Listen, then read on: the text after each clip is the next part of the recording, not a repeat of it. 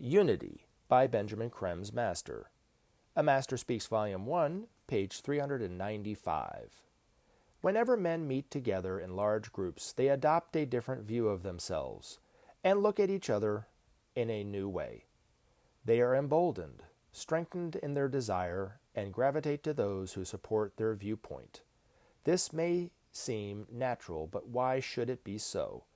Essentially, all men inwardly seek unity and find its reflection in conformity of thought and ideas.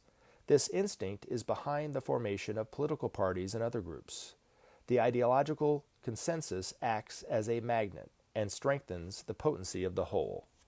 Groups and parties founder when the inner unity is disturbed. Unity is a soul quality and essentially the cohesion of the group. Too great an emphasis on individuals and personality differences thus tends to weaken the unifying ties which hold the group together. This principle can be seen at work in every branch of human activity. The rise and fall of parties, groups, and even of nations are conditioned by this law. Unity is strength, say men, and thus it is, for it is man's essential nature. Unity is not too difficult to attain in the earlier stages of formation of a group. If the purpose of its inception is magnetic enough, that alone can hold the group together. However, time brings differences and discontent. Strong and varied voices arise and seek to impose their will. If the desire for unity is lost, the group at once is threatened. The underlying purpose of all life is the creation of unity, thus expressing the interconnectedness of all atoms.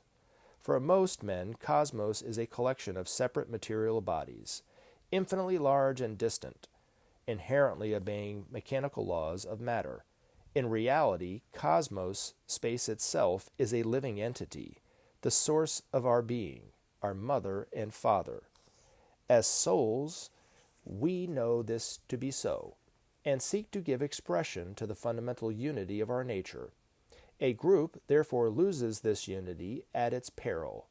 Without such unity, its function, not as a group, but blindly, without purpose and cohesion, a disparate collection of attitudes and conditioning. We are entering the age of the group, Aquarius, and its energies can be lived and experienced only in group formation. The major quality of Aquarius, too, is synthesis. Its fusing and blending rays will impose themselves on the lives of all until gradually the higher alchemy achieves its beneficent purpose, and the race of men are one. Thus will it be. Thus will men know the truth that unity is strength, the essential nature of our being, the purpose to which all men strive, and to which all activities of men seek to give expression. When Maitreya himself emerges in the very near future, he will underline the need for unity in all our undertakings. He will show how essential it is that we find an identity of purpose as men and as nations in solving human problems, thus putting our potent individualities at the service of the group.